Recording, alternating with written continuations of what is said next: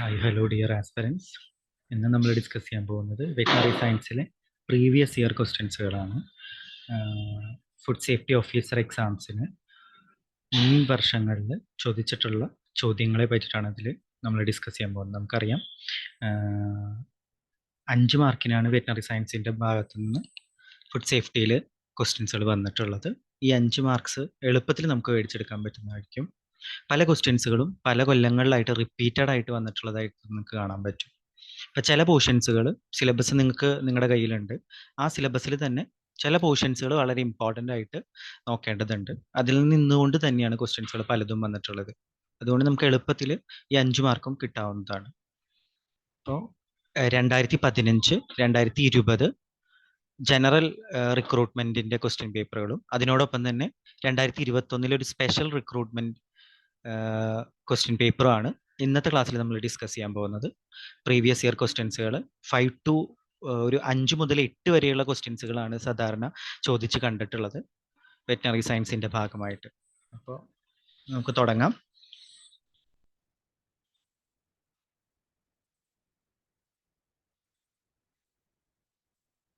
First question, the vitamin which is absent in chicken egg.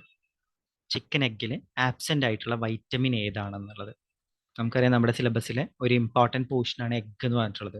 Meet കഴിഞ്ഞാൽ നമുക്ക് meet പോലെ തന്നെ ഇമ്പോർട്ടൻ്റ് ആയിട്ടുള്ള മറ്റൊരു സെക്ഷനാണ് എഗ്ഗ്. ഇത് രണ്ടുമാണ് അതിൻ്റെ ക്വാളിറ്റീസും കാര്യങ്ങളൊക്കെ നമുക്ക് പഠിക്കാനുള്ളതാണ്. അപ്പോൾ എഗ്ഗ് എന്ന് പറഞ്ഞിട്ടുള്ള പോർഷനിൽ ഒരു ചോദ്യമാണ് നമുക്ക് ചോദ്യം വന്നിരിക്കുന്നത്.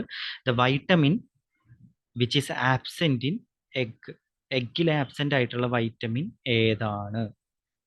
സിമ്പിളാണ് ചോദ്യം. ഇത് പലപ്പോഴും ചോദിച്ചിട്ടുണ്ട്. 2015-ലും 2020-ലും ചോദ്യം ചോദിച്ചിട്ടുള്ളതാണ്. ഡയറക്റ്റ് ക്വസ്റ്റ്യൻ ആണ്, സിമ്പിളാണ്.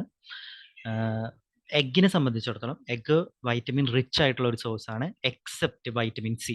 വൈറ്റമിൻ സി ഒഴിച്ച് ബാക്കിയുള്ള എല്ലാ വൈറ്റമിൻസുകളും എഗ്ഗിൽ പ്രസൻ്റ് ആണ്. Especially vitamin B2, that is riboflavin, then B12, സൈനോകൊബാലമിൻ. ഈ 2 വൈറ്റമിൻസ് വളരെ അധികം ഉള്ളതാണ് എഗ് എന്ന് പറയുന്നത്. പിന്നെ അതുപോലെ തന്നെ എഗ്ഗിൻ്റെ 3 കമ്പോണൻസ് ആണുള്ളത്. നമുക്കറിയാം എഗ്ഗിൽ എന്തുണ്ട്? സെൻട്രൽ പോർഷൻ യെല്ലോ കളേർഡ് ആയിട്ടുള്ള യോക്ക് ഉണ്ട്. then അതിനെ സറൗണ്ട് ചെയ്തിട്ടുള്ള വൈറ്റ് പോർഷൻ ഉണ്ട്, ദാറ്റ് ഈസ് ആൽബുമിൻ. then അതിനെ സറൗണ്ട് ചെയ്തിട്ട് ഏറ്റവും പുറമേയുള്ള ഔട്ടർ ഷെല്ലുണ്ട്, എഗ് ഷെല്ലുണ്ട്. ഈ 3 ലെയേഴ്സുകളാണ് ഉള്ളത്. Egg shell, egg albumin, then egg yoke. ഇതിൽ തന്നെ എഗ് യോക്കിലാണ് ഏറ്റവും കൂടുതൽ വൈറ്റമിൻസ് അടങ്ങിയിട്ടുള്ളത്, ഫോളോഡ് ബൈ വൈറ്റ്. അപ്പോൾ മഞ്ഞ ഭാഗമാണ് നമ്മൾ ഒഴിവാക്കാതെ കഴിക്കേണ്ടത്. കാരണം വൈറ്റ് പോർഷനേക്കാൾ കൂടുതൽ വൈറ്റമിൻസ് അടങ്ങിയിട്ടുള്ളത് യെല്ലോ പോർഷനിലാണ്. പലരും ഈ യെല്ലോ പോർഷൻസും ഒഴിവാക്കാറുണ്ട് അല്ലേ? അത് നിർത്തണം. പകരം യെല്ലോ പോർഷനിലാണ് കൂടുതൽ വൈറ്റമിൻസ് ഉള്ളത്. Yolk contains higher concentration of vitamins as compared to white. അതുപോലെ തന്നെ യോക്കിൽ വ്യത്യസ്തങ്ങളായിട്ടുള്ള ഫാറ്റ് സോലുബിൾ വൈറ്റമിൻസ് ഉണ്ട്. ഏതൊക്കെയാണ് fat soluble vitamins? Vitamin A, vitamin D, vitamin E, vitamin K. ഇത്തരം വൈറ്റമിൻസ് അബൻഡൻ്റ് ആയിട്ടുള്ളതാണ് എഗ് യോക്ക്. അപ്പം അതുകൊണ്ട് തന്നെ എഗ്ഗിൽ പല കമ്പോണൻസുകളിൽ egg yolk, egg white, then shell, ഇതിലെല്ലാം പല തരത്തിലുള്ള വൈറ്റമിൻസും മിനറൽസും എല്ലാം പ്രസൻറ്റഡ് ആണ്. Then all together vitamin rich source ആണ് എഗ് എന്ന് പറയുന്നത്. ഇതിൽ വൈറ്റമിൻ സി ഒഴിച്ച് ബാക്കിയുള്ള എല്ലാ വൈറ്റമിൻസും എഗ്ഗിൽ പ്രസൻറ്റഡ് ആണ്. അപ്പോൾ ഇവിടുത്തെ ചോദ്യം, the vitamin which is absent in egg, chicken egg, answer is vitamin C. Simple അല്ലേ? ഡയറക്റ്റ് ചോദ്യമാണ്. ഇത് റിപ്പീറ്റഡ് ആയിട്ട് ചോദിച്ചിട്ടുണ്ട് 2015-ലും അതുപോലെ തന്നെ 2020-ലും ഈ ചോദ്യം വന്നിട്ടുണ്ട്. അതുകൊണ്ട് തന്നെ ഇത് പ്രത്യേകം ശ്രദ്ധിക്കണം. Okay, then next question, question number 2.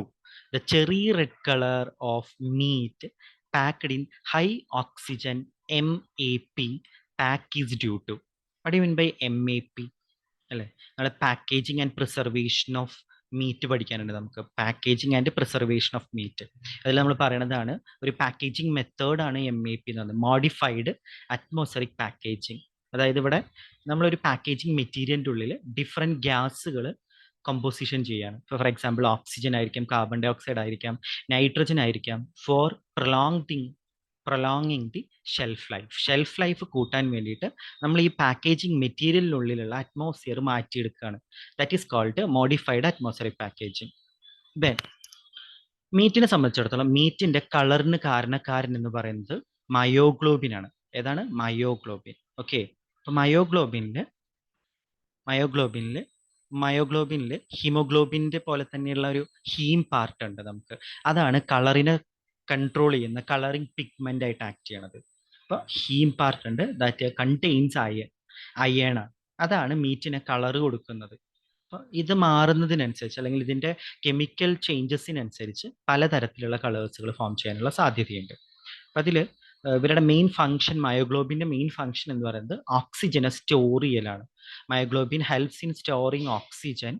പിന്നെ അതുപോലെ തന്നെ കൂടുതൽ മയോഗ്ലോബിൻ ഉള്ള മീറ്റ് എപ്പോഴും മോർ റെഡ് കളേർഡ് ആയിട്ട് മാറും, അല്ലെങ്കിൽ ഡാർക്ക് റെഡ് കളേർഡ് ആയിട്ട് മാറും.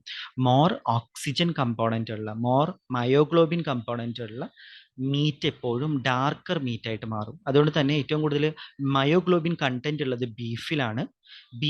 അപ്പം അതുകൊണ്ട് മോർ ഡാർക്ക് റെഡ് കളേർഡ് ആയിട്ടുള്ള മീറ്റ് ഉള്ളത് ബീഫിലാണ്. അതേസമയം പോർക്കിനെ സംബന്ധിച്ചിടത്തോളം പോർക്കിൽ ഒരു മീഡിയം കളർ അല്ലെങ്കിൽ ഇന്റർമിറ്റന്റ് കളേഴ്സിലാണ് എന്തുള്ളത്, ഈ മയോഗ്ലോബിൻ കണ്ടന്റ് ഉള്ളത്. അതുകൊണ്ട് തന്നെ അതൊരു മോർ ഡാർക്കർ ആയിട്ടുള്ള റെഡും അല്ല, അല്ലെങ്കിൽ ലൈറ്റർ ആയിട്ടുള്ള കളറാണ്, ഇൻ ബിറ്റ്വീൻ ഒരു കളറാണ് പോർക്ക് മീറ്റിനുള്ളത്. അതേസമയം chicken, lamp, sheep, chicken or poultry all together എല്ലാത്തിൻ്റെയും കേസ് എടുക്കുകയാണെന്ന് വെച്ചാൽ അവർക്ക് മയോഗ്ലോബിൻ കണ്ടന്റ് കുറവാണ്. അതുകൊണ്ട് തന്നെ അവർ കൂടുതൽ വൈറ്റ് കളേർഡ് ആയിട്ടാണ് എക്സിസ്റ്റ് ചെയ്യുന്നത്. White coloured means or pale red coloured ആയിട്ടുള്ള മീറ്റാണ് അവർക്കുള്ളത്. ഇവിടെ നമ്മൾ ശ്രദ്ധിക്കേണ്ടത് ഈ മോഡിഫൈഡ് അറ്റ്മോസ്ഫറിക് പാക്കേജിങ്ങിൽ തന്നെ ഉള്ള കമ്പോസിഷനിലുള്ള ഓക്സിജനേക്കാൾ കൂടുതൽ അളവിൽ ഹൈ ഓക്സിജൻ കോൺസെൻട്രേഷൻ വരികയാണെന്ന് വെച്ചാൽ അവിടെ എന്തുണ്ടാവും, മീറ്റിലുള്ള റെഡ് കളേർഡിന് കാരണമാകുന്ന അല്ലെങ്കിൽ മീറ്റിന്റെ മയോഗ്ലോബിൻ, ദാറ്റ് മീൻസ് മസിലിലുള്ള പിഗ്മെന്റ് ആയിട്ടുള്ള മയോഗ്ലോബിൻ എന്ത് ചെയ്യും, ഈ ഓക്സിജനുമായിട്ട് കമ്പൈൻ ചെയ്യും. That results in to the formation of oxy myoglobin. എന്തുണ്ടാവുന്നത്, ഓക്സി മയോഗ്ലോബിൻ ഫോം ചെയ്യും. അപ്പോൾ here answer is oxy myoglobin. The cherry red color of meat packed in high oxygen MAP pack is due to oxy myoglobin. Myoglobin ഞാൻ പറഞ്ഞിരുന്നു first option എന്താണെന്നുള്ളത്. Second option ആണ് ഇവിടുത്തെ answer ആയിട്ട് വരുന്നത്, oxy myoglobin. Then what about metamyoglobin? Metamyoglobin എന്ന് പറഞ്ഞാൽ നമ്മൾ പറഞ്ഞിരുന്ന ഒരു ഹീം പാർട്ട് ഉണ്ട് അല്ലേ. മയോഗ്ലോബിൻ ഒരു ഹീം പാർട്ട് ഉണ്ട്, അല്ലെങ്കിൽ ഹീമോഗ്ലോബിനെ പോലെ തന്നെ ഒരു ഹീം പാർട്ട് ഉണ്ട്, കളറിംഗ് പിഗ്മെന്റ് പ്രൊവൈഡ് ചെയ്യുന്ന ഒരു പാർട്ട് ഉണ്ട്. ഈ പാർട്ട് അതിൽ അയേൺ ആണ് കൂടുതലായിട്ടുള്ള എലമെന്റ്. ഈ അയേൺ എന്ത് ചെയ്യും, ഓക്സിഡേഷൻ നടന്നിട്ട് ഒരു ബ്രൗൺ കളർ ആയിട്ടുള്ള മറ്റൊരു പ്രൊഡക്റ്റ് ആയിട്ട് മാറുന്നുണ്ട്. That is called brown coloured pigment, that is called metamyoglobin. എന്താ പറയാ, metamyoglobin. It's having a brown coloured. എങ്ങനെ അത് ഫോം ചെയ്യണത്, ഈ മയോഗ്ലോബിനിലുള്ള അയേൺ പാർട്ടിന്റെ ഓക്സിഡേഷൻ വഴിയാണ് മെറ്റാമയോഗ്ലോബിൻ ഫോം ചെയ്യുന്നത്. That results in to brown colouration of the or brown meat. Then NO myoglobin or nitric oxide myoglobin. അത് ക്യൂറിങ്ങിന്റെ സമയത്താണ് ഈ ഒരു നൈട്രിക് ഓക്സൈഡ് വരുന്നത്. ക്യൂർ ചെയ്യുന്ന സമയത്ത്, ക്യൂറിംഗ് എന്ന് പറഞ്ഞാൽ ഒരു മെത്തേഡാണ്, പ്രിസർവേഷൻ മെത്തേഡാണ്. മീറ്റിനെ ഡിഫറെൻ്റ് ആയിട്ടുള്ള, ഫോർ എക്സാമ്പിൾ സാൾട്ട് ഉപയോഗിച്ചിട്ട്, നൈട്രേറ്റ് ഉപയോഗിച്ചിട്ട്, അല്ലെങ്കിൽ നൈട്രൈറ്റ് ഉപയോഗിച്ചുകൊണ്ട് നമ്മൾ എന്ത് ചെയ്യാം, മയോഗ്ലോബിനെ നൈട്രിക് ഓക്സൈഡുമായിട്ട് കമ്പൈൻ ചെയ്യും. That results in to the formation of nitric oxide myoglobin. ഇപ്പം ക്യൂറിംഗ് സബ്സ്റ്റൻസ് ആയിട്ടുള്ള നൈട്രേറ്റ്, നൈട്രൈറ്റ്, അതുപോലെ തന്നെ സോൾട്ട്, ഇതെല്ലാം എന്ത് ചെയ്യും, മീറ്റുമായിട്ട് കമ്പൈൻ ചെയ്യും. അപ്പോൾ oxidation of nitrates, nitrite results in to nitric oxide formation. അങ്ങനെ ഉണ്ടായിട്ടുള്ള നൈട്രിക് ഓക്സൈഡ് മയോഗ്ലോബിനുമായി കൂടിച്ചേർന്നിട്ട് നൈട്രിക് ഓക്സൈഡ് മയോഗ്ലോബിൻ ഫോം ചെയ്യും. ഇത്രയാണ് ഓപ്ഷൻ 4 വരുന്നത്. ഇതെല്ലാം ജസ്റ്റ് ഇൻഫർമേഷന് വേണ്ടിയിട്ടാണ്. ഇവിടുത്തെ ആൻസർ വരുന്നത് ഓക്സി മയോഗ്ലോബിൻ ആണ്. മയോഗ്ലോബിൻ ഓക്സിജനുമായിട്ട് കമ്പൈൻ ചെയ്തിട്ട് ഓക്സി മയോഗ്ലോബിൻ ഫോം ചെയ്യുന്നു. 2021 സ്പെഷ്യൽ റിക്രൂട്ട്മെന്റിന് ചോദിച്ച ചോദ്യമാണ്. ഇതുമായി ബന്ധപ്പെട്ടിട്ടുള്ള, കളറുമായി ബന്ധപ്പെട്ടുള്ള, ക്യൂവേർഡ് മീറ്റുമായി ബന്ധപ്പെട്ടുള്ള 1-2 ചോദ്യങ്ങൾ പ്രീവിയസ് ഇയർ ക്വസ്റ്റ്യൻസുകളിൽ വന്നിട്ടുണ്ട്. അതുകൊണ്ട് തന്നെ ഇതിന്റെ കളേഴ്സ്, ഇതിന്റെ കെമിക്കൽ കോമ്പോസിഷൻസ്, ഇതെല്ലാം നമ്മൾ ഓർത്തിരിക്കേണ്ടത് അത്യാവശ്യമാണ്. അതുകൊണ്ടാണ് ഞാൻ ഓപ്ഷൻസ് എല്ലാം ഡിസ്ക്രൈബ് ചെയ്തത്. മനസ്സിലായി എന്ന് വിചാരിക്കുന്നു. നെക്സ്റ്റ് ക്വസ്റ്റ്യൻ നമ്പർ 3, 2015 ജനറൽ റിക്രൂട്ട്മെന്റിന് ചോദ്യമാണ്. The dressing percentage of pigs is approximately. അതിൽ നമ്മൾ അറിയണം പിഗ്സിന്റെ ഡ്രസ്സിംഗ് പെർസെൻറ്റേജ് എന്താണെന്നാണ് ചോദ്യം. എന്താണ് dressing percentage? What you mean by dressing percentage? Dressing percentage എന്ന് പറഞ്ഞാൽ നമുക്കൊരു ഇപ്പോൾ പോർക്കിന് എടുക്കുന്നു അല്ലെങ്കിൽ പിഗിന് എടുക്കുന്നു, അതിൽ നിന്ന് നമുക്ക് എത്രത്തോളം മീറ്റ് കിട്ടും after slaughtering. Live weight minus dressed weight divided by live weight into 100. അതിനാണ് നമ്മൾ ഡ്രസ്സിംഗ് പെർസെൻറ്റേജ് എന്ന് പറയുന്നത്. പെർസെൻറ്റേജ് ആയതുകൊണ്ട് തന്നെ അവിടെ എന്ത് ചെയ്യണം, 100 കൊണ്ട് മൾട്ടിപ്ലൈ ചെയ്യണം. Live weight minus dressed weight divided by live weight into 100 that gives dressing percentage. അപ്പോൾ പിക്സിനെ സംബന്ധിച്ചിടത്തോളം ഇതൊരു റേഞ്ചസ് ഫ്രം 68 to 77% ആണ് ഡ്രസ്സിങ് പെർസെൻറ്റേജ് വരുന്നത് പിക്സിൽ. അപ്പോൾ ഒരു in average dressing percentage of pigs എന്ന് പറയുന്നത് 75 ആണ്. ഇവിടെ answer is option C, 75.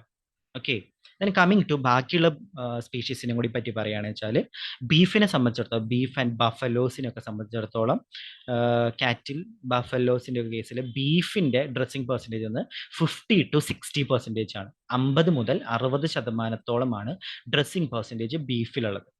Then ചിക്കനെ സംബന്ധിച്ചിടത്തോളം ചിക്കനാണ് ഏറ്റവും കൂടുതൽ ഡ്രസ്സിങ് പെർസെൻറ്റേജ് ഉള്ളത്. നമുക്ക് വേസ്റ്റേജ് ഭയങ്കര കുറവായിരിക്കും, നമുക്ക് കൂടുതൽ എമൗണ്ട് ലൈവ് വെയിറ്റ് കിട്ടും അല്ലേ. നമ്മൾ മുറിച്ചാലും ലൈവ് വെയിറ്റിൽ നിന്ന് ഡ്രസ് ചെയ്ത് കഴിഞ്ഞാലും നമുക്ക് കൂടുതൽ എമൗണ്ടിൽ മീറ്റ് കിട്ടുന്നത് കൊണ്ട് തന്നെ ചിക്കനാണ് ഏറ്റവും കൂടുതൽ ഡ്രസ്സിങ് പെർസെൻറ്റേജ് ആണ്. ഇറ്റ് ഈസ് റേഞ്ചസ് ഫ്രം 80 മുതൽ 82% വരെ. 80 to 82% ആണ് ഡ്രസ്സിങ് പെർസെൻറ്റേജ് ഓഫ് പോൾട്രി വരുന്നത്. ദെൻ നമ്മൾ പറയാറുള്ള മട്ടൻ കേസ് എടുക്കുകയാണെന്ന് വെച്ചാൽ, മട്ടൻ എന്ന് പറഞ്ഞാൽ മീറ്റ് ഓഫ് ഷീപ്പ്. യെസ്, തെറ്റിക്കരുത്. മട്ടൻ ഷീപ്പിന്റെ മീറ്റിന് പറയുന്നതാണ്, ഗോട്ടിന്റെ മീറ്റിന് പറയുന്ന പേരാണ് ഷെവോൺ. അപ്പൊ മട്ടനെ സംബന്ധിച്ചിടത്തോളം അവരുടെ മീറ്റ് എന്ന് പറയുന്നത് ഡ്രസ്സിങ് പെർസെൻറ്റേജ് വരുന്നത് മട്ടനെ സംബന്ധിച്ചിടത്തോളം 45 to 55% ആണ്. ഷിവോണിനെ സംബന്ധിച്ചിടത്തോളം 48 to 50% ആണ്.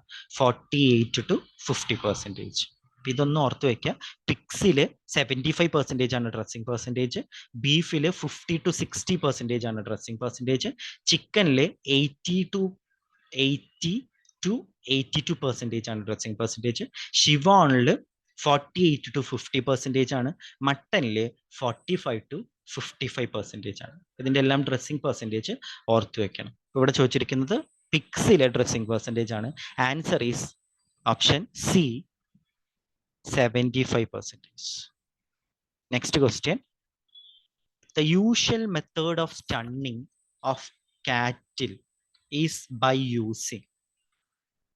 Usual method of stunning cattle is by using. എങ്ങനെയാണ് കാറ്റിൽ സ്റ്റണ്ണിങ് ചെയ്യുന്നത്, അല്ലെങ്കിൽ എന്ത് മെത്തേഡ് ഉപയോഗിച്ചിട്ടാണ് സ്റ്റണ്ണിങ് ചെയ്യുന്നത്?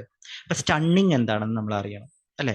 അപ്പൊ അതൊരു humane method of slaughter consider ചെയ്യുകയാണെന്ന് വെച്ചാൽ നേരിട്ട് ചെന്നിട്ട് അറക്കാൻ പാടില്ല അല്ലേ. നമ്മൾ എന്ത് ചെയ്യണം, ആദ്യം തന്നെ അനിമൽസിനെ അൺകോൺഷ്യസ് ആക്കി മാറ്റണം. അതിനുശേഷം മാത്രമാണ് നമ്മൾ എന്ത് ചെയ്യുള്ളൂ, അവരെ ബ്ലീഡ് ചെയ്യാൻ അനുവദിക്കുള്ളൂ അല്ലെങ്കിൽ കൊല്ലുകയുള്ളൂ. അതിനു മുൻപായിട്ട് നമ്മൾ ചെയ്യുന്ന മെത്തേഡിനാണ് സ്റ്റണ്ണിങ് എന്ന് പറയുന്നത്. The process of making animal unconscious ആക്കി മാറ്റുകയാണ് ഇവിടെ ചെയ്യുന്നത്. That process is called stunning. അപ്പൊ ലെയറേജിൽ നിന്ന് വരുന്ന അനിമൽസിനെ സ്ലോട്ടർ ഹോൾസിലോട്ട് എത്തുന്നതിന് മുമ്പാണ് ഈ ഒരു ഏരിയ ഉള്ളത് സ്റ്റണ്ണിങ് ഏരിയ എന്നാണ് പറയുന്നത്. അവിടെയാണ് നമ്മൾ ബ്ലഡ് ഒക്കെ കളക്ട് ചെയ്യുന്നത്, ബ്ലീഡിങ് എല്ലാം നടത്തുന്നത്. That's why the importance of stunning എന്ന് പറയുന്നത് അവിടെ നമുക്ക് ബ്ലഡ് കളക്ട് ചെയ്യാനുള്ള ഒരു ഏരിയ ആണ്. നമുക്ക് ബ്ലഡ് ഉപയോഗിച്ചിട്ട് ഡിഫറെൻറ്റ് പ്രോഡക്ട്സുകളൊക്കെ ഉണ്ടാക്കാം. ഫോർ എക്സാമ്പിൾ ബ്ലഡ് മീലൊക്കെ ഉണ്ടാക്കാറില്ലേ നമ്മൾ, അതൊക്കെ ആ ഒരു ഏരിയയിൽ നിന്ന് കളക്ട് ചെയ്യുന്ന ബ്ലഡ് ഉപയോഗിച്ചിട്ടാണ്. ഡീറ്റെയിൽ ആയിട്ട് നമ്മൾ അബറ്റോയർ ഓപ്പറേഷൻസിലാണ് ഇതെല്ലാം പറയുന്നത്. ഇതിൽ സ്റ്റണ്ണിങ് എന്ന് പറഞ്ഞിട്ടുള്ള സ്റ്റെപ്പുകൾ പലതരത്തിലാണത്. മെയിൻലി 3 ഡിവൈഡ് ചെയ്തിട്ടുള്ളത്. There are 3 types of stunning, depends upon the methods. First one physical method, second one electrical method, third one gaseous method. അപ്പോൾ ഈ പേര് പോലെ തന്നെ ഫസ്റ്റ് ഫിസിക്കൽ മെത്തേഡ് ആണ്. Physical method or mechanical method എന്നൊക്കെ പറയാൻ പറ്റും. ഇവിടെ നമ്മൾ എന്താ ചെയ്യണമെന്ന് വെച്ചാൽ ഒരു ക്യാപിറ്റീവ് ബോൾട്ട് പിസ്റ്റൾ എന്ന് പറഞ്ഞിട്ടുള്ള ഓപ്ഷൻ എയിൽ നിങ്ങൾക്ക് കാണുന്ന ക്യാപിറ്റീവ് ബോൾട്ട് പിസ്റ്റൾ എന്ന് പറഞ്ഞിട്ടുള്ള ഒരു എക്യുപ്മെന്റ് ഉണ്ട്. അതായത് നമ്മളുടെ ഗണ്ണ് പോലെയുള്ള ഒരു എക്യുപ്മെന്റ് ആണ്. നമ്മളെ ഗണ്ണ് ഉണ്ടല്ലോ, തോക്ക് പോലെയുള്ള സാധനം. അപ്പോൾ അവിടെ എന്താ ചെയ്യണമെന്ന് വെച്ചാൽ ഫോർഹെഡിലോട്ട്, അവരുടെ നെറ്റിയിലോട്ട് ഫോർഹെഡിലോട്ട് എന്ത് ചെയ്യും, വെക്കുകയും ഈ പിസ്റ്റൺ വെക്കുകയും നമ്മൾ വെടിവെച്ച് കൊല്ലുന്ന രീതിയിലാണ് നമ്മൾ ഈ ഒരു മെത്തേഡ് ചെയ്യുന്നത്. That is called physical method of stunning. ഈ മെത്തേഡിൽ കുറച്ച് പ്രത്യേകതയുണ്ട്. ഇതിൻ്റെ ഒരു പൊസിഷനനുസരിച്ചിട്ടാണ് അതിൻ്റെ ഒരു കോൺഷ്യസ്നെസ് പോകുന്നത്. അത് കറക്റ്റ് പറയുമ്പോൾ കൊമ്പുള്ളവരൊക്കെയാണ് വെച്ചാൽ എന്ത് ചെയ്യും, നമ്മൾ കൊമ്പിൽ നിന്ന് ഇന്നർ ക്യാന്തസ്, കണ്ണിൻ്റെ ഇന്നർ ക്യാന്തസിലോട്ട്, ക്യാന്തസ് എന്ന് പറഞ്ഞാൽ ഈ ഒരു ഭാഗമാണ് നമ്മളുടെ ഉൾവശം, ഇതിലോട്ട് നമ്മൾ ഓപ്പോസിറ്റ് സൈഡിലുള്ള ഈ സൈഡിൽ നിന്ന്, ഇപ്പോൾ ഫോർ എക്സാമ്പിൾ റൈറ്റ് സൈഡിലുള്ള കൊമ്പിൽ നിന്ന് ലെഫ്റ്റ് കണ്ണിന്റെ ഇന്നർ ക്യാമ്പസിലോട്ട് ഒരു ലൈൻ വരയ്ക്കും. അതുപോലെ തന്നെ ഓപ്പോസിറ്റും ചെയ്യും, രണ്ട് സൈഡിലോട്ടും. ഇത് രണ്ടും ഇന്റർസെക്ട് ചെയ്യുന്ന ഒരു കോമൺ സ്പോട്ട് ഉണ്ടായിരിക്കും, ദാറ്റ് ലൈസ് ഇൻ ഫോർഹെഡിലാണ് അത് ലൈസ് ചെയ്യുന്നത്. ആ ഒരു പർട്ടിക്കുലർ പോയിന്റിൽ വെച്ചിട്ട് നമ്മൾ ഗൺ ഷൂട്ട് ചെയ്താൽ എന്തുണ്ടാവും? ആനിമൽ അൺകോൺഷ്യസ് ആയിട്ട് മാറും. അതാണ് ആ ഒരു പർട്ടിക്കുലർ പോയിന്റിന്റെ ഇമ്പോർട്ടൻസ്. ഇത് ഏറ്റവും കൂടുതൽ ചെയ്യുന്നത് നമ്മൾ പറഞ്ഞ പോലെ തന്നെ കാറ്റിലും ബഫലോയിലും ഒക്കെയാണ്. ഇവിടെ രണ്ട് രീതികളിലാണ് സ്റ്റണ്ണിങ് നടത്തുന്നത്, അല്ലെങ്കിൽ ക്യാപിറ്റീവ് ബോൾട്ട് പിസ്റ്റൾ മെത്തേഡ് ഉപയോഗിച്ചിട്ടുള്ള സ്റ്റണ്ണിങ് എന്ന് പറയുന്നത് രണ്ട് രീതികളിലാണ്. ഒന്ന് പെനിട്രേറ്റീവ് പെർക്കസീവ് ടൈപ്പ് ഓഫ് സ്റ്റണ്ണിങ് എന്ന് പറയും, രണ്ടാമത് നോൺ പെനിട്രേറ്റീവ് പെർക്കസീവ് സ്റ്റണ്ണിങ് എന്ന് പറയുന്നത്. പെനിട്രേറ്റീവ് പെർക്കസീവ് സ്റ്റണ്ണിങ് ഉണ്ട്, non penetrative type of stunning ഉണ്ട്. അപ്പൊ ഈ സാധാരണ പെനിട്രേറ്റീവ് ടൈപ്പ് ഓഫ് സ്റ്റണ്ണിങ് നമ്മൾ ചെയ്യുന്നത് ലാർജർ ആയിട്ടുള്ള അനിമൽസിലാണ്. അതേസമയം സ്മോളർ ആയിട്ടുള്ള അനിമൽസിൽ നമ്മൾ ചെയ്യാറുള്ളത് non penetrative captive bolt pistol stunning ആണ് ഉപയോഗിക്കുന്നത്. അപ്പൊ അവിടെ എന്താ വെച്ചാൽ തുളച്ച് കയറില്ല, ആ ഗണ്ണിലുള്ള ഒരു കാട്രിഡ്ജ് ഉണ്ടല്ലോ, അല്ലെങ്കിൽ ഉണ്ട, അതെന്ത് ചെയ്യില്ല, ഉള്ളിലോട്ട് തുളച്ച് കയറില്ല. ചെറിയ കുട്ടികളിലൊന്നും അങ്ങനെ ഉള്ളിലോട്ട്. അതേസമയം ഭയങ്കര മാസീവ് ആയിട്ടുള്ള അനിമലൊക്കെയാണ് എന്ന് വെച്ചാൽ നമ്മൾ എന്ത് ചെയ്യും, penetrative type of captive bolt പിസ്റ്റലാണ് ഉപയോഗിക്കുന്നത്. Then second method electrical stunning മെത്തേഡാണ്. ഇലക്ട്രിക്കൽ സ്റ്റണ്ണിങ് മെത്തേഡ് എന്ന് പറഞ്ഞാൽ high voltage as well as low voltage current ഉപയോഗിച്ചുകൊണ്ട് നമ്മൾ അനിമൽസിനെ അൺകോൺഷ്യസ് ആക്കി മാറ്റും. ഇലക്ട്രിസിറ്റി ആണ് ഇവിടെ ഉപയോഗിക്കുന്നത്. ഇത് കൂടുതലായിട്ട് ഉപയോഗിക്കുന്നത് പിക്സിലും പോൾട്രിയിലാണ് കൂടുതലായിട്ട് ഉപയോഗിക്കുന്നത്. പിക്സ് ആസ് വെൽ ആസ് പോൾട്രിയിലാണ് കോമൺ ആയിട്ട് ഉപയോഗിക്കുന്നത്. Then third one, that is gaseous stunning or gaseous anesthesia. ഇപ്പൊ ഡിഫറെന്റ് ആയിട്ടുള്ള ഗ്യാസുകൾ ഉപയോഗിച്ചുകൊണ്ട് അനിമൽസിന് സ്റ്റണ്ണിങ്. മെയിൻ ആയിട്ട് ഉപയോഗിക്കുന്ന ഗ്യാസ് എന്ന് പറയുന്നത് കാർബൺ ഡൈ ഓക്സൈഡ് ആണ്. ഒരു 80 to 90% കാർബൺ ഡൈ ഓക്സൈഡ് ഉള്ള ഒരു ചേമ്പറിലോട്ട് അനിമൽസിനെ കടത്തിവിടും. അവരെന്ത് ചെയ്യും, ശരിക്കും ഒരു അനസ്തറ്റിക് കൊടുത്തതുപോലെ തന്നെ മയങ്ങി വീഴുകയാണ് ചെയ്യുന്നത്. Making animals in to unconscious by giving a carbon dioxide gas.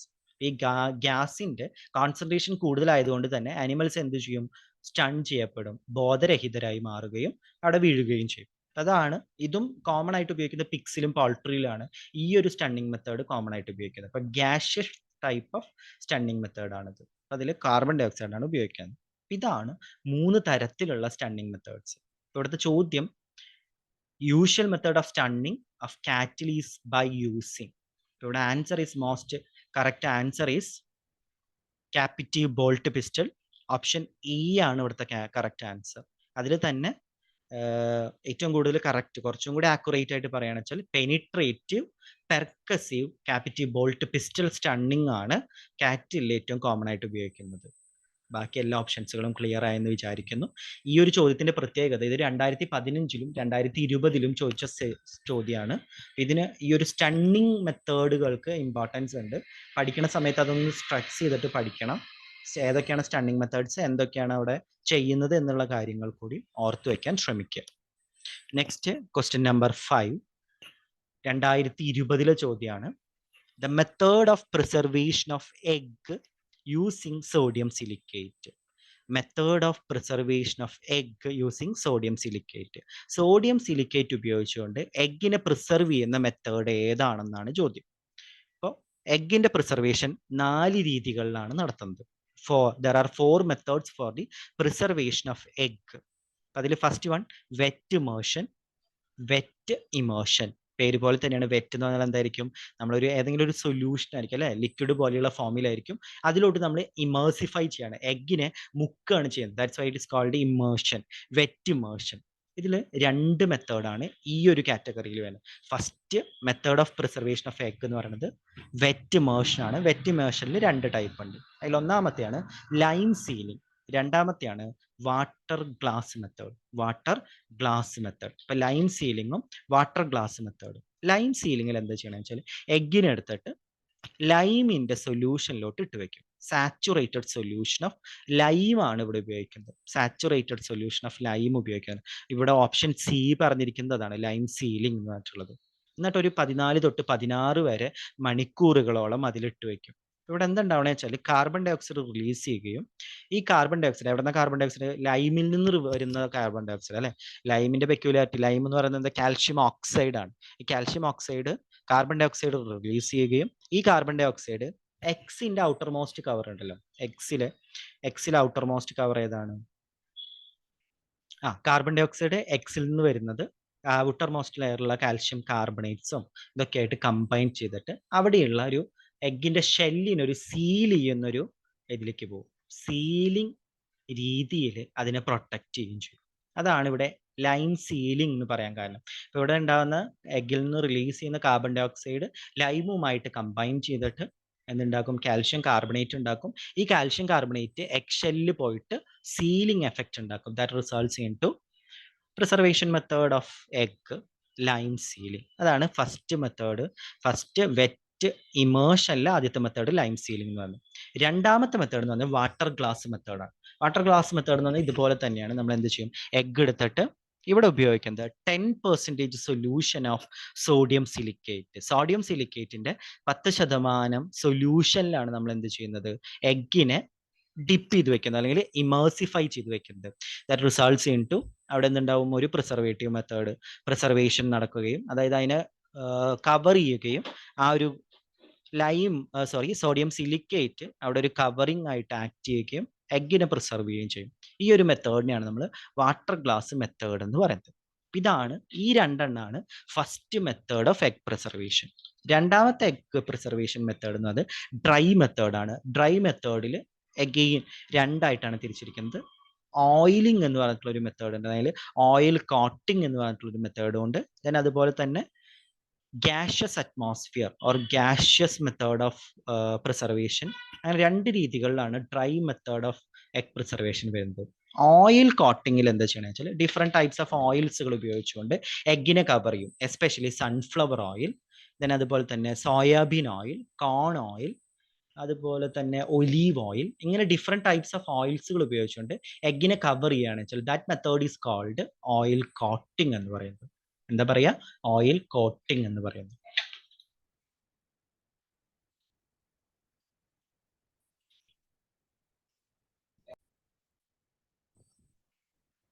Oil coating എന്ന് പറഞ്ഞാൽ ഇപ്പൊ നമ്മൾ നേരത്തെ പറഞ്ഞ പോലെ തന്നെ ഷെൽസിനെ കവർ ചെയ്തുകൊണ്ട് ഒരു ഓയിൽ ഉപയോഗിക്കും. ഡിഫറെന്റ് ഓയിൽസുകൾ ഉപയോഗിക്കാം. സൺഫ്ലവർ ഓയിൽ ആയിരിക്കാം, കോൺ ഓയിൽ ആയിരിക്കാം, സോയാബീൻ ഓയിൽ ആയിരിക്കാം, ഒലീവ് ഓയിൽ ആയിരിക്കാം. ഇതെന്ത് ചെയ്യും? ഷെല്ലിൽ ഒരു കവറിങ് കൊടുക്കുകയും അങ്ങനെ എഗ്ഗിനെ പ്രൊട്ടക്ട് ചെയ്യുകയും ചെയ്യും. അപ്പൊ ഇതാണ് ഓയിൽ കോട്ടിംഗ് എന്ന് പറഞ്ഞിട്ടുള്ള മെത്തേഡ്. ഇത് ഡ്രൈ മെത്തേഡ് ആണ് കേട്ടോ. ഡ്രൈ മെത്തേഡ് ഓഫ് പ്രിസർവേഷൻ ആണ്. അതിൽ ഡ്രൈ മെത്തേഡ് ഓഫ് പ്രിസർവേഷനിൽ രണ്ടാമത്തെ എന്ന് പറയുന്നത് ഏതാണ്? Gaseous method of preservation. അപ്പൊ ഇവിടെ ഗ്യാസ് അറ്റ്മോസ്ഫിയർ, നേരത്തെ പറഞ്ഞ പോലെ തന്നെ മോഡിഫൈഡ് അറ്റ്മോസ്ഫിയറിക് പാക്കേജിങ് മെറ്റീരിയൽസ് ഉപയോഗിക്കുന്നുണ്ട്. ഡിഫറെന്റ് ഗ്യാസുകൾ ഉപയോഗിച്ചുകൊണ്ട് എഗ്ഗിന് അത്തരം ഒരു കണ്ടീഷൻസിൽ പ്രൊവൈഡ് ചെയ്യുകയും പ്രിസർവ് ചെയ്യുകയും ചെയ്യും. അവിടെ ഷെൽഫ് ലൈഫ് കൂട്ടാനാണ് ഈ ഗ്യാസുകൾ സഹായിക്കുന്നത്. ഡിഫറെന്റ് ടൈപ്സ് ഓഫ് ഗ്യാസുകൾ ഉപയോഗിച്ചുകൊണ്ട് മോഡിഫൈഡ് അറ്റ്മോസ്ഫിയർ ക്രിയേറ്റ് ചെയ്യും, അങ്ങനെ എഗ്ഗിനെ സൂക്ഷിച്ചു വെക്കുകയും ചെയ്യും. ഇതാണ് second method of egg preservation. Third method എന്ന് പറഞ്ഞത് thermal processing or thermal stabilisation. Third step എന്ന് പറഞ്ഞാൽ thermal processing or thermal stabilisation.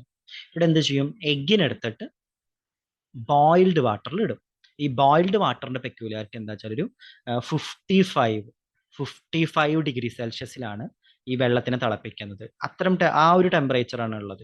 ആ ടെമ്പറേച്ചറിൽ എഗ്ഗിനിടും. അപ്പൊ എന്തുണ്ടാവണം വെച്ചാൽ ഷെല്ലിനോട് ചേർന്നിട്ടുള്ള ആൽബുമിൻ പോർഷൻ ഉണ്ടല്ലോ, അതൊന്ന് കൊവാഗുലേറ്റ് ചെയ്യുകയും ഈ എഗ്ഗിലുള്ള പോറുകളെ അതെന്ത് ചെയ്യും? സീൽ ചെയ്യുകയും ചെയ്യും. അതുവഴി പുറമേ ഉള്ളതൊന്നും തന്നെ അകത്തേക്ക് കടക്കില്ല. അതായത് ജസ്റ്റ് ഒന്ന് എന്ത് ചെയ്യും? ചൂടാവുകയാണ് ചെയ്യണത്. അപ്പൊ എഗ്ഗിന്റെ ഷെല്ലിനോട് ചേർന്നിട്ടുള്ള, ഔട്ടർ മോസ്റ്റ് ഷെല്ലിനോട് ചേർന്നിട്ടുള്ള, ഷെല്ലിന്റെ പെക്യുലാരിറ്റിയിലും ഷെല്ലിൽ നിറയെ എന്തുണ്ടായിരിക്കും? പോറുകൾ ഉണ്ടായിരിക്കും, ഓട്ടകൾ ഉണ്ടായിരിക്കും, അല്ലെ, സുഷിരങ്ങളുണ്ട്. ഈ സുഷിരങ്ങളോട് ചേർന്നിട്ട് എഗ്ഗിന്റെ ആൽബുമിൻ പോർഷനിലുള്ള ചൂട് കാരണം ആ ആൽബുമിൻ എന്ത് ചെയ്യും? ഒന്ന് കൊവാഗുലേറ്റ് ചെയ്തിട്ടുണ്ടായിരിക്കും. ആ കൊവാഗുലേറ്റ് ചെയ്തിട്ടുള്ളത് ചെന്ന് സീൽ ചെയ്യുകയും there by which control or restrict the entry of organisms. അതുവഴി നമുക്ക് എഗ്ഗിനെ പ്രിസർവ് ചെയ്യാൻ പറ്റും. അപ്പൊ അതാണ് thermal processing or thermo stabilisation എന്ന് പറയുന്നത്. ദെൻ ഫോർത്ത് മെത്തേഡ് എന്ന് പറയുന്നത് കോൾഡ് സ്റ്റോറേജ് മെത്തേഡാണ്. കോൾഡ് സ്റ്റോറേജ് മെത്തേഡ് നമുക്ക് റെഫ്രിജറേഷൻ ടെമ്പറേച്ചറിൽ, അല്ലെ, ലോങ് ടേം സ്റ്റോറേജിനും ഷോർട്ട് ടേം സ്റ്റോറേജിനും നമുക്ക് ഉപയോഗിക്കാൻ പറ്റും. ലോങ് ടേം സ്റ്റോറേജ് ആണ് ഉപയോഗിക്കണമെന്ന് വെച്ചാൽ അവിടെ -1 ഡിഗ്രി സെൽഷ്യസിലാണ് എഗ്ഗിനെ സൂക്ഷിച്ചു വെക്കുക. ലോ ടെമ്പറേച്ചറിൽ നമ്മൾ സൂക്ഷിച്ചു വെക്കുന്നത്. അതേസമയം നമ്മൾ ഫ്രിഡ്ജിലൊക്കെയാണ് വെക്കണമെന്ന് വെച്ചാൽ എന്താ, അവിടെ ഷോർട്ട് ടേം പ്രിസർവേഷൻ ആണ് അവിടെ നടക്കുന്നത്, അല്ലെ. ഫ്രിഡ്ജിൽ നമ്മൾ സൂക്ഷിച്ചു വെക്കുന്നത് 4 ഡിഗ്രി 4°C എഗ്ഗിനെ സൂക്ഷിച്ചു വെക്കുന്നത്. -1°C ആണ് ലോങ് ടേം പ്രിസർവേഷൻ ഉപയോഗിക്കുന്നത്. ഷോർട്ട് ടേം പ്രിസർവേഷന് 4°C ആണ് ഉപയോഗിക്കുന്നത്. അവിടെയും റിലേറ്റീവ് ഹ്യൂമിഡിറ്റിയിൽ വ്യത്യാസമുണ്ട്. ഇപ്പോൾ short term preservation method short term സ്റ്റോറേജിലൊക്കെയാണെന്ന് വെച്ചാൽ 4°C ഫ്രിഡ്ജിനുള്ളിലൊക്കെയാണെന്ന പോലെ ചെയ്യുകയാണെന്ന് വെച്ചാൽ അവിടെ റിലേറ്റീവ് ഹ്യൂമിഡിറ്റി വരേണ്ടത് ഒരു 60 to 70%, 60 മുതൽ 70% ഇവിടെ റിലേറ്റീവ് ഹ്യൂമിഡിറ്റി. അതേസമയം ലോങ് ടേം സ്റ്റോറേജ് ആണെന്ന് വെച്ചാൽ അവിടെ നമ്മൾ നോക്കുന്നത് ഒരു 85 to 90% റിലേറ്റീവ് ഹ്യൂമിഡിറ്റി ആണ് അവിടെ നോക്കുന്നത്. 85 to 90% റിലേറ്റീവ് ഹ്യൂമിഡിറ്റി ആണ് അവിടെ നോക്കുന്നത്. ഇത്രയാണ് നമ്മളുടെ type of egg preservation. 4 methods ആണുള്ളത്. ഒന്നും കൂടി ഞാൻ പറയാം. First method wet immersion, second method dry method, third method thermostabilization, fourth method cold storage. കിട്ടിയോ? മനസ്സിലായോ? ഇത് ഓരോന്നിനെ പറ്റി ഡീറ്റെയിൽ ആയിട്ട് പറഞ്ഞിരിക്കുന്നു. അപ്പോൾ ഇവിടെ ചോദിച്ചിരിക്കുന്നത് the method of preservation of egg using sodium silicate. Answer water glass മെത്തേഡാണ്. ഓപ്ഷൻ ബി ആണ് ആൻസർ വരുന്നത്. അവിടെയാണ് 10% സോഡിയം സിലിക്കേറ്റ് സൊല്യൂഷൻ ഉപയോഗിക്കുന്നത്. 2020 ചോദ്യമായിരുന്നു ഇത്. നെക്സ്റ്റ് ക്വസ്റ്റ്യൻ 2021 സ്പെഷ്യൽ റിക്രൂട്ട്മെന്റിന് ചോദിച്ച ചോദ്യമാണ്. Total condemnation of meat should be done in total condemnation or contaminated. ഈ ഒരു കണ്ടീഷൻസിൽ നമ്മൾ മീറ്റിനെ മുറിച്ചാൽ, മീറ്റിനെ എക്സ്പോസ് ചെയ്താൽ, അല്ലെങ്കിൽ അനിമലിനെ എക്സ്പോസ് ചെയ്താൽ, തുറന്നാൽ എന്തുണ്ടാവും? ആ ഒരു ഏരിയ മൊത്തം കണ്ടാമിനേഷൻ സംഭവിക്കും. അതാണ് ഈ ടോട്ടൽ കണ്ടാമിനേഷൻ എന്നതുകൊണ്ട് ഉദ്ദേശിക്കുന്നത്. ഇപ്പൊ മീറ്റ് ഇൻസ്പെക്ഷന്റെ ഭാഗമായിട്ട് വരുന്ന ഒരു ജഡ്ജ്മെന്റ് ആണ് ഈ ടോട്ടൽ കണ്ടംഷൻ എന്നൊക്കെ പറയുന്നത്. അപ്പോൾ ഈ ടോട്ടൽ കണ്ടംഷൻ താഴെ പറഞ്ഞിരിക്കുന്ന ഏതൊക്കെ കണ്ടീഷൻസിലാണ് ഉണ്ടാവുക എന്നുള്ളതായിരുന്നു ചോദ്യം. അപ്പൊ അതിൽ ഫസ്റ്റത്തെ option anasarca, second option anthracosis, third one abscess, fourth one all of these. ഇപ്പൊ total condemnation of meat should be done in എപ്പോഴാണ് നമ്മൾ മൊത്തത്തിൽ കണ്ടാമിനേറ്റഡ് ആയി എന്ന് പറയുന്നത്? ഫസ്റ്റ് ഓപ്ഷൻ നോക്കാം നമുക്ക്. അനാസാർക്ക എന്ന് പറഞ്ഞാൽ ടോട്ടൽ സ്വെല്ലിംഗ് ഓഫ് ദ ബോഡീനെയാണ് നമ്മൾ അനാസാർക്ക എന്നത്. മൊത്തത്തിൽ ബോഡി സ്വെല്ല് ചെയ്യുകയാണെന്ന് വെച്ചാൽ that is called anasarca. That results in to, അത് പിന്നീട് എന്തുണ്ടാക്കും? That results in to septicaemia or toxaemia. അപ്പോൾ ബോഡി ഇത്രയും ഫുള്ളായിട്ട് വീർക്കുകയും അത് ടോക്സിൻസുകൾ റിലീസ് ചെയ്യുകയും, മാരക വസ്തുക്കളായിട്ടുള്ള ടോക്സിൻസുകൾ റിലീസ് ചെയ്യും. ദാറ്റ് റിസൾട്ട്സ് ഇൻ ടു ബാക്കിയുള്ള സ്ഥലങ്ങളിലൊക്കെ കണ്ടാമിനേഷൻ ഉണ്ടാവുകയും ചെയ്യും. അതാണ് ടോട്ടൽ കണ്ടാമിനേഷൻ ഒരു എക്സാമ്പിൾ ആയിട്ട് പറയാം നമുക്ക്. അതേസമയം രണ്ടാമത്തെ ഓപ്ഷൻ ആന്ത്രക്കോസിസ്. ആന്ത്രക്കോസിസ് എന്ന് പറഞ്ഞാൽ ബ്ലാക്ക് ഡിസ്കളറേഷൻ ഓഫ് ലങ്സിലാണ് കൂടുതലായിട്ട് കാണാറുള്ളത്. ഫോർ എക്സാമ്പിൾ ഒക്യുപ്പേഷണൽ ഡിസീസുകൾ, ജോലി സംബന്ധമായിട്ടുള്ള ചില രോഗങ്ങൾ ഇപ്പോൾ ഉണ്ടാവാറുണ്ട് അല്ലെ. ഇപ്പോൾ നമ്മൾ പറയില്ല, ഇപ്പോൾ ഡസ്റ്റ് കൂടുതലായിട്ട്, ഡസ്റ്റ് അലർജി ഉള്ളവർ അല്ലെങ്കിൽ ഡസ്റ്റ് കൂടുതലായിട്ട് ലങ്സിലോട്ട് എത്തുകയും, അതുപോലെ തന്നെ പലതരത്തിലുള്ള ഒക്യുപ്പേഷണൽ ഡിസീസുകളുണ്ട്. അങ്ങനെ ഡസ്റ്റ് കൂടുതലായിട്ട് ഉള്ളിലോട്ട് പോവുകയും ലങ്സ് പിന്നീട് എന്തായിട്ട് മാറും? ബ്ലാക്കനിങ് ആയിട്ട് മാറുകയാണെന്ന് വെച്ചാൽ that is called anthracosis. Black discolouration of the lung is called anthracosis. ഇത് സാധാരണ നമുക്ക് എന്ത് ചെയ്യാൻ പറ്റുക വെച്ചാൽ ആ ലങ്സ് എടുത്ത് മാറ്റി വെച്ചിട്ട് അല്ലേ, സ്ലോട്ടേർഡ് അനിമൽസിൽ നിന്ന് ലങ്സ് മാറ്റി വെച്ചാൽ ബാക്കിയുള്ള ഭാഗങ്ങളൊക്കെ എഡിബിൾ ആയിട്ടുണ്ടായിരിക്കും. ബാക്കിയുള്ള ഭാഗത്തേക്ക് ഒന്ന് ഇത് സ്പ്രെഡ് ചെയ്തിട്ടുണ്ടായിരിക്കും. ആ ഒരു പർട്ടിക്കുലർ ലോക്കലൈസ്ഡ് ആയിട്ടുള്ള അല്ലെങ്കിൽ ലങ്ങിൽ മാത്രമായിരിക്കും ഇത് എഫക്റ്റഡ് ആയിട്ടുള്ളത്. അതുകൊണ്ട് തന്നെ മീറ്റ് ഒരിക്കലും ടോട്ടലി കണ്ടംപ്റ്റ് ആയിട്ട് മാറില്ല. അതുകൊണ്ട് നമുക്ക് ഉപയോഗിക്കാൻ പറ്റും. അപ്പോൾ ഓപ്ഷൻ ബി ഇതിന്റെ ആൻസർ അല്ല, പാർഷ്യലി കണ്ടംപ്റ്റേ ആവുന്നുള്ളൂ. ഇനി അടുത്തത് ആപ്സസ് എന്ന് പറയുന്നത്. ആപ്സസ് എന്ന് പറഞ്ഞാൽ ലോക്കലൈസ്ഡ് കളക്ഷൻ ഓഫ് പസ് അല്ലെ. ഒരു പർട്ടിക്കുലർ ഭാഗത്ത് മാത്രം ചെറിയ ഒരു വലിയൊരു വീർമതി ഉണ്ടാവുകയും സ്വെല്ലിംഗ് ഉണ്ടാവുകയും അതൊരു ട്യൂമർ പോലെയൊക്കെ തോന്നും നമുക്ക്. എന്നിട്ട് അതിൽ പക്ഷെ ഞെക്കി നോക്കുമ്പോൾ നിറയെ പഴുപ്പ് കാണാൻ പറ്റും.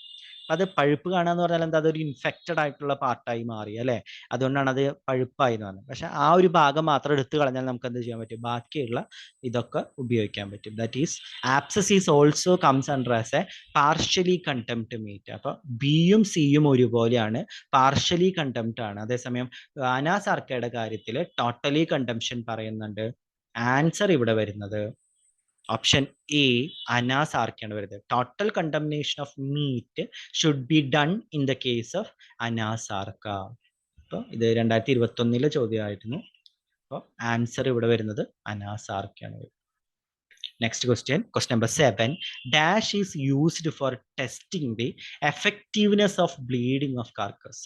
ബ്ലീഡിങ്ങിന്റെ എഫക്റ്റീവ്നെസ് കണ്ടെത്താൻ വേണ്ടിയിട്ട് ഉപയോഗിക്കുന്ന ടെസ്റ്റ് ഏതാണെന്നാണ് അറിയേണ്ടത്. 2015 ചോദ്യമാണിത്. നല്ലൊരു ചോദ്യമാണ്. നമ്മൾ മീറ്റിനെ, പലതരത്തിലുള്ള മീറ്റുകളുണ്ട്. ഈ മീറ്റിലെ സബ്സ്റ്റിറ്റ്യൂഷൻ ഓർ ഫ്രോഡുലന്റ് പ്രാക്ടീസസ് ഇതെല്ലാം നമുക്ക് പഠിക്കാനുള്ളതാണ്. ഇത് കണ്ടെത്താൻ വേണ്ടിയിട്ട് അതിൻ്റെ ആ മീറ്റിന്റെ ക്വാളിറ്റി കണ്ടെത്താൻ നമ്മൾ ഉപയോഗിക്കുന്ന ഒരു കെമിക്കൽ ടെസ്റ്റ് ആണ് എഫക്റ്റീവ്നെസ് ഓഫ് ബ്ലീഡിങ് കണ്ടെത്തുന്നത്. ഇതിൽ option A sodium nitrate, option B sodium ascorbate, option C malachite green, option D all of these. 2015 ചോദ്യമാണ്. Answer is malachite green test. അതൊരു ഡൈ ആണ്, ഒരു കളറിങ് ഏജന്റ് ആണ് ഈ മാലക്കൈറ്റ് ഗ്രീൻ എന്ന് പറയുന്നത്. ഇതെങ്ങനെ ഉപയോഗിക്കണേന്ന് നോക്കാം. ഈ ടെസ്റ്റ് നമുക്ക് ഡീറ്റെയിൽ ആയിട്ട് പറയാം. ഒരു 6 ഗ്രാം നമ്മൾ മീറ്റ് എടുക്കുന്നു. മീറ്റ് നമുക്ക് ടെസ്റ്റ് ചെയ്യേണ്ട ആ മീറ്റ് എടുക്കും. 6 ഗ്രാം 14 ഗ്രാം അല്ലെങ്കിൽ 14 ml വെള്ളം ഒഴിക്കുകയും അത് നല്ലോണം മിക്സ് ചെയ്യുകയും ചെയ്യും. എന്നിൽ നിന്ന് അതിനെ കുറച്ച് നേരം അനങ്ങാതെ അവിടെ വെക്കും. അപ്പൊ നമുക്ക് എന്ത് ചെയ്യും? അത് മീറ്റിന്റെ ഭാഗങ്ങളതൊക്കെ കൂടി താഴെ വരികയും മുകളിൽ ഒരു സൂപ്പർനേറ്റന്റ് മുകളിലുള്ള ആ ഒരു പാർട്ട് കിട്ടും നമുക്ക്, അല്ലെ? സൂപ്പർനേറ്റന്റ് കിട്ടും. ആ സൂപ്പർനേറ്റന്റിൽ നിന്ന് ഒരു 0.7 ml നമ്മൾ കളക്ട് ചെയ്യാം. 0.7 ml നമ്മൾ കളക്ട് ചെയ്യാം. എന്നിട്ട് അതിൽ നിന്ന് ഒറ്റൊരു ഡ്രോപ്പ് മാലക്കൈറ്റ് ഗ്രീൻ ആഡ് ചെയ്യാം. മാലക്കൈറ്റ് ഗ്രീൻ എന്ന് പറഞ്ഞിട്ടുള്ള ഡൈ ആഡ് ചെയ്യാം. മാലക്കൈറ്റ് ഗ്രീൻ എന്ന് പറഞ്ഞാൽ എന്താ? മാലക്കൈറ്റ് ഗ്രീൻ എന്ന് പറഞ്ഞിട്ടുള്ള ഒരു ഡൈ ഒരു 0.1 gram അതെടുത്തിട്ട് 25 ml 30% അസറ്റിക് ആസിഡിൽ ആഡ് ചെയ്തിട്ടാണ് നമുക്ക് ഈ മാലക്കൈറ്റ് ഗ്രീൻ സൊല്യൂഷൻ കിട്ടുന്നത്. എങ്ങനെയാ? ഇതൊക്കെ ജസ്റ്റ് കേട്ടാൽ മതി കേട്ടോ. മാലക്കൈറ്റ് ഗ്രീൻ എന്ന് പറഞ്ഞിട്ടുള്ള ഒരു ഡൈ ഉണ്ട്, ഒരു കളറിങ് സബ്സ്റ്റൻസ് ഉണ്ട്. 0.1 gram എടുത്തിട്ട് അത് 25 ml 30% അസറ്റിക് ആസിഡിൽ ആഡ് ചെയ്യും. അങ്ങനെയാണ് നമുക്ക് മാലക്കൈറ്റ് ഗ്രീൻ സൊല്യൂഷൻ കിട്ടുന്നത്. അപ്പൊ ഈ കിട്ടിയ നേരത്തെ ഉണ്ടാക്കി വെച്ചിട്ടുള്ള സൂപ്പർനേറ്റിന്റെ ഒരു 0.7 എടുക്കുകയും അതിലോട്ട് ഒരു തുള്ളി മാലക്കൈറ്റ് ഗ്രീൻ ഡൈ ആഡ് ചെയ്യുകയും ചെയ്യും. അപ്പൊ അവിടെ എന്തുണ്ടാവും? എന്നിട്ട് നല്ലോണം ഇളക്കുക. നല്ല കളർ ഫോം ചെയ്യും, അല്ലെ? കളർ ഫോം ചെയ്യും. ഗ്രീൻ കളറും പലതരത്തിലുള്ള കളേഴ്സുകൾ ഫോം ചെയ്യുന്നുണ്ട്. ഗ്രീനോ ബ്ലൂവോ ഒലീവ് ഗ്രീനോ പലതരത്തിലുള്ള കളേഴ്സുകൾ ഫോം ചെയ്യും. എന്നിട്ട് അതിലോട്ട് നമ്മൾ ഒരു 1 ഡ്രോപ്പ് ഹൈഡ്രജൻ പെറോക്സൈഡ് ആഡ് ചെയ്യും. H2O2 ആഡ് ചെയ്യാം. 1 ഡ്രോപ്പ് ഹൈഡ്രജൻ പെറോക്സൈഡ് ആഡ് ചെയ്യും. എന്നിട്ട് ഒരു 15 മിനിറ്റ് വെയിറ്റ് ചെയ്യും. 15 മിനിറ്റ് വെയിറ്റ് ചെയ്യാം. എന്നിട്ട് അവിടെ ഉണ്ടാവുന്ന കളറും അതുപോലെ തന്നെ അതിൻ്റെ കൺസിസ്റ്റൻസിയും ശ്രദ്ധിക്കുക. അതിനനുസരിച്ചാണ് നമ്മൾ ഡിഫറെന്റ് ഗ്രേഡ്സുകളായിട്ട് ബ്ലീഡിങ്ങിന്റെ എഫിഷ്യൻസി കാറ്റഗറൈസ് ചെയ്തിട്ടുള്ളത്. ബ്ലീഡിങ്ങിന്റെ എഫിഷ്യൻസി 3 ഗ്രേഡ്സുകളായിട്ടാണ് കാറ്റഗറൈസ് ചെയ്തിട്ടുള്ളത്. അതിൽ ഗ്രേഡ് 1 നോക്കുകയാണെന്ന് വെച്ചാൽ സൊല്യൂഷൻ ക്ലിയർ ആവുകയും ബ്ലൂ കളർ ഫോം ചെയ്യുകയും ചെയ്യും. That indicates normal bleeding. Animal slaughter ചെയ്തിട്ടുള്ള അനിമൽ നോർമൽ ബ്ലീഡിങ്ങിലാണ് എന്ന് നമുക്ക് മനസ്സിലാക്കാൻ പറ്റും. നോർമൽ ബ്ലീഡിംഗ് ആണ്. എന്താ? സൊല്യൂഷന്റെ കളർ ബ്ലൂ ആവുകയും സൊല്യൂഷൻ ക്ലിയർ ആവുകയും ചെയ്യുകയാണെന്ന് വെച്ചാൽ that is normal, indicates normal bleeding. ഇനി അതുപോലെ തന്നെ ഗ്രേഡ് 2 എടുക്കുകയാണെന്ന് വെച്ചാൽ സൊല്യൂഷൻ ക്ലൗഡി ആവുകയും അതുപോലെ തന്നെ ഗ്രീൻ കളർ ആവുകയും ചെയ്താൽ നമുക്ക് പറയാൻ പറ്റും ഇവിടെ ഇൻകംപ്ലീറ്റ് ബ്ലീഡിംഗ് ആണെന്ന് പറയാൻ പറ്റും. Incomplete bleeding. ഓക്കെ. അപ്പോൾ ബ്ലൂ കളറും ക്ലിയറും ആവുകയാണെന്ന് വെച്ചാൽ അത് കംപ്ലീറ്റ് ഓർ നോർമൽ ബ്ലീഡിംഗ് എന്ന് പറയാൻ പറ്റും. അതാണ് ഗ്രേഡ് 1 എന്ന് പറയുന്നത്. ഗ്രേഡ് 2 ആണെന്ന് വെച്ചാൽ ക്ലൗഡി ആയിട്ടുള്ള സൊല്യൂഷനും അതുപോലെ തന്നെ ഗ്രീൻ കളേർഡ് ആയിട്ടുള്ള സൊല്യൂഷൻ ആവുകയാണെന്ന് വെച്ചാൽ ഇൻകംപ്ലീറ്റ് ബ്ലീഡിംഗ് എന്ന് പറയാൻ പറ്റും. അപ്പൊ ഗ്രേഡ് 3 വരികയാണെന്ന് വെച്ചാൽ അവിടെ സൊല്യൂഷൻ ക്ലൗഡി ആയിരിക്കും. അതുപോലെ തന്നെ ഒലീവ് ഗ്രീൻ കളറിലാണ് ഫോം ചെയ്യണത്. ഒലീവ് ഗ്രീൻ കളറാണ് ഫോം ചെയ്യുന്നത്. മീറ്റ് ഒരിക്കലും നമുക്ക് ഉപയോഗിക്കാൻ പറ്റില്ല. ഇറ്റ് ഈസ് അൺസാറ്റിസ്ഫാക്ടറി മീറ്റ് ആണെന്ന് നമുക്ക് പറയാൻ പറ്റും. ഇങ്ങനെയാണ് 3 ഗ്രേഡ്സുകളായിട്ട് തിരിച്ചിട്ടുള്ളത്. ഇത് പ്രത്യേകം ശ്രദ്ധിക്കുക. ഇതാണ് മാലക്കൈറ്റ് ഗ്രീൻ ടെസ്റ്റ്. ഇപ്പോൾ 2015 ഈ ചോദ്യത്തിന് ആൻസർ വരുന്നത് option C, malachite green. That is used for testing the effectiveness of bleeding of a carcass. Next, question number 8. A cured meat product. 2020 ചോദ്യമാണ്. ഏതാണ് താഴെ പറഞ്ഞിരിക്കുന്നത്? ഏതാണ്? Sausage, keema, bacon, cutlet. ഇതിൽ ഏതാണ് ക്യുവേർഡ് മീറ്റ് പ്രൊഡക്റ്റ്? എന്താണ് ക്യൂവറിംഗ് എന്ന് ഞാൻ പറഞ്ഞിരുന്നു, അല്ലേ? നമ്മൾ മീറ്റിനെ പ്രിസർവ് ചെയ്ത് വെക്കാൻ ഉപയോഗിക്കുന്ന ഒരു മെത്തഡോളജിയാണ് ക്യൂവറിംഗ് എന്ന് പറഞ്ഞിട്ടുള്ളത്. മീറ്റ് എടുത്തിട്ട് ഒന്നെങ്കിൽ സോഡിയം ക്ലോറൈഡ്, സോൾട്ട്, അല്ലെങ്കിൽ sodium nitrate or sodium nitrite, ഈ 2 കമ്പോണൻസിൽ ഏതെങ്കിലുമായിട്ട് മിക്സ് ചെയ്ത് പ്രിസർവ് ചെയ്ത് വെക്കുന്ന മെത്തേഡിനെയാണ് നമ്മൾ ക്യൂവറിംഗ് എന്ന് പറയുന്നത്. ക്യൂവറിങ്ങിൽ മീറ്റ് പ്രിസർവേഷൻ ആണ് അതിൻ്റെ എയിം ആയിട്ട് പറയുന്നത്. 2 രീതികളിലുള്ള മീറ്റ് പ്രൊഡക്ട്സുകളാണുള്ളത്. കുക്ക്ഡ് ആയിട്ടുള്ള ക്യൂവേർഡ് മീറ്റ് പ്രൊഡക്ട്സുകളുണ്ട്, അൺകുക്ക്ഡ് ആയിട്ടുള്ള മീറ്റ് പ്രൊഡക്ട്സുകളുണ്ട്. അൺകുക്ക്ഡിന് എക്സാമ്പിൾ ആണ് ബേക്കൺ, ഹാം. പിഗിന്റെ ഡിഫറെന്റ് പാർട്സുകളാണ് ഈ പറഞ്ഞിരിക്കുന്ന ബേക്കൺ എന്ന് പറഞ്ഞിട്ടുള്ള പാർട്ടും ഹാം എന്ന് പറഞ്ഞിട്ടുള്ള പാർട്ടും. ബേക്കൺ എന്ന് പറഞ്ഞിട്ടുള്ളത് ബെല്ലി പോർഷൻ പറയുന്ന പേരാണ്, ബെല്ലി പോർഷൻ. ഹാം എന്ന് പറഞ്ഞിട്ടുള്ളത് ലെഗ് പോർഷൻ പറയുന്ന പേരാണ്, കാലുകൾ. ലെഗ് പോർഷൻ പറയുന്ന പേരാണ് ഹാം എന്ന് പറയുന്നത്. ഇത് രണ്ടും പിഗ്സിന്റെ പാർട്ടുകളാണ്. ഇതാണ് മീറ്റ് പ്രൊഡക്ട്സ് ആയിട്ട് ഉപയോഗിക്കുന്നത്. ദെൻ അത് അൺകുക്ക്ഡ് ആയിട്ടുള്ള മീറ്റ് പ്രൊഡക്റ്റിന് എക്സാമ്പിൾ ആണ്. ഇനി കുക്ക്ഡ് ആയിട്ടുള്ളതിന് എക്സാമ്പിൾ ആണ് ഫ്രാങ്ക്ഫൾട്ടേഴ്സ്, അതുപോലെ തന്നെ ലഞ്ചിയോൺ മീറ്റ്. ഫ്രാങ്ക്ഫൾട്ടേഴ്സ് ആൻഡ് ലഞ്ചിയോൺ, ഇത് രണ്ടുമാണ് കുക്ക്ഡ് ആയിട്ടുള്ള ക്യൂവേർഡ് മീറ്റിന് എക്സാമ്പിൾസ്.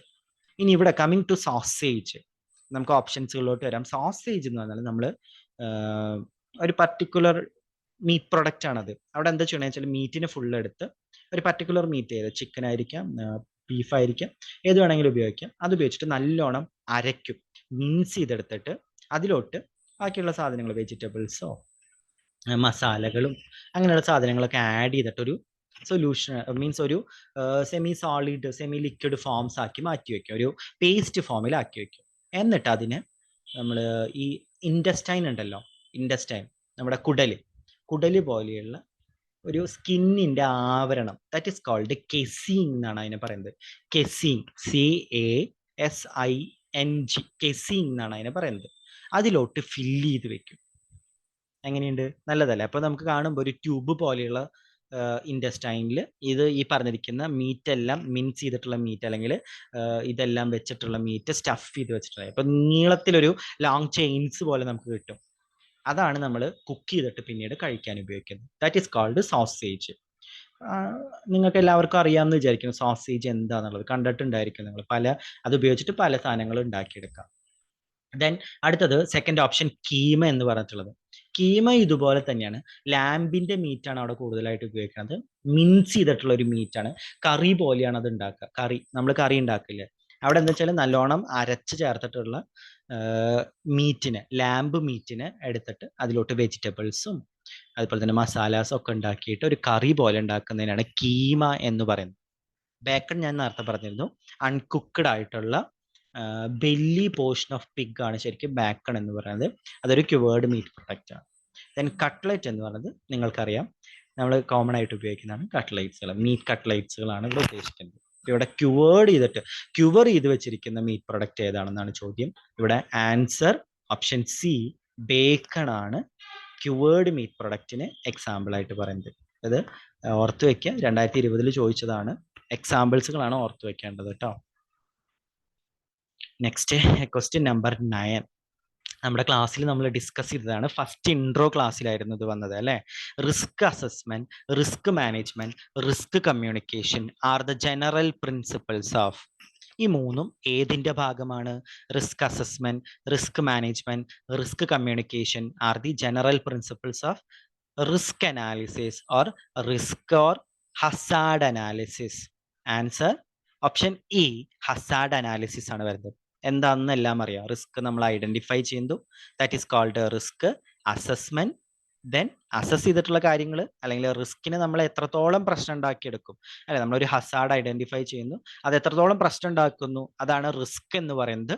അതിന് നമ്മൾ ആദ്യം ഐഡന്റിഫൈ ചെയ്യുന്നു, അതിനുശേഷം എങ്ങനെ ആ റിസ്കിനെ നമുക്ക് തരണം ചെയ്യാൻ പറ്റും, അല്ലെങ്കിൽ മാറ്റാൻ പറ്റും, മാനേജ് ചെയ്യാൻ പറ്റും എന്നുള്ള കാര്യങ്ങൾ രണ്ടാമത്തെ സ്റ്റെപ്പിൽ വരുന്നു, റിസ്ക് മാനേജ്മെന്റ്. then അത് കഴിഞ്ഞാൽ നമ്മളത് ആ ഒരു പ്രശ്നം പരിഹരിക്കുന്നു, ആ പ്രശ്നത്തിൽ നിന്ന് രക്ഷപ്പെടുന്നു. നമ്മൾ ആ രക്ഷപ്പെട്ട കാര്യങ്ങളും നമ്മൾ ആ രക്ഷപ്പെടാൻ വേണ്ടി ചെയ്ത കാര്യങ്ങളും എല്ലാം കൂടി നമ്മൾ ഇനി വരുന്ന നെക്സ്റ്റ് ബാക്കിയുള്ളവരിലോട്ട് കമ്മ്യൂണിക്കേറ്റ് ചെയ്യും. That is called risk communication. ഒരു അവയർനെസ് പ്രൊവൈഡ് ചെയ്യുകയും ചെയ്യുന്നു. അപ്പൊ അത് ഇനി വരികയാണെന്ന് വെച്ചാൽ ആ ഒരു മെത്തേഡ്സുകൾ വഴി നമുക്ക് എന്ത് ചെയ്യാൻ പറ്റും, റിസ്കിനെ അനലൈസ് ചെയ്യുകയും കൺട്രോൾ ചെയ്യുകയും ചെയ്യാൻ പറ്റും. ഇതെല്ലാം എന്തിന്റെ പ്രിൻസിപ്പിൾസ് ആണെന്നാണ് ചോദ്യം. 2021 സ്പെഷ്യൽ റിക്രൂട്ട്മെന്റ് ചോദിച്ച ചോദ്യമാണ്. Answer is hazard analysis. Option A ആണ് ഇവിടുത്തെ ആൻസർ ആയിട്ട് വരുന്നത്. Next question number 10. എന്താണ് HACCP സ്റ്റാൻഡ്സ് ഫോർ. ഇതും നമ്മളുടെ ഇതിലുണ്ടായിരുന്നതാണ്, ഫസ്റ്റ് ഇൻട്രോ ക്ലാസ്സിൽ ഞാൻ പറഞ്ഞതാണ്. What you mean by HACCP? 2020 ചോദ്യമാണ്. Answer is hazard analysis critical control point. Hazard analysis critical control point എന്നാണ് HACCPയുടെ ഫുൾ ഫോം വരുന്നത്. ഓക്കെ, നമ്മൾ HACCP സിസ്റ്റം എല്ലാം പറഞ്ഞതാണ്. എത്രയാണ് നമ്മളുടെ പ്രീവിയസ് ഇയറിലെ ഒരു ഫസ്റ്റ് 10 ക്വസ്റ്റ്യൻസ്. ബാക്കിയുള്ള ക്വസ്റ്റ്യൻസുകൾ നമുക്ക് അടുത്ത ക്ലാസ്സിൽ കാണാം. Thank you. മനസ്സിലായെന്ന് വിചാരിക്കുന്നു. എന്തെങ്കിലും ഡൗട്ട്സുകൾ ഉണ്ടെങ്കിൽ ചോദിക്കണം, ക്ലിയർ ചെയ്യണം കേട്ടോ. പ്രീവിയസ് ഇയർ ക്വസ്റ്റ്യൻസുകൾ നോക്കുന്നത് വളരെ ഇമ്പോർട്ടൻ്റ് ആണ്. നമുക്ക് ഏതൊക്കെ പോർഷൻസുകളാണ് കൂടുതലായിട്ട് സ്ട്രെസ് ചെയ്യേണ്ടതെന്നും എങ്ങനെയൊക്കെയാണ് ചോദ്യങ്ങൾ വന്നിട്ടേ എന്നുള്ളതും ഒരു ധാരണ കിട്ടും. അതുകൊണ്ട് ഈ ക്വസ്റ്റ്യൻസുകളെല്ലാം മനസ്സിൽ വെക്കണം, ശ്രദ്ധിക്കണം, നന്നായി പഠിക്കണം. Okay, thank you.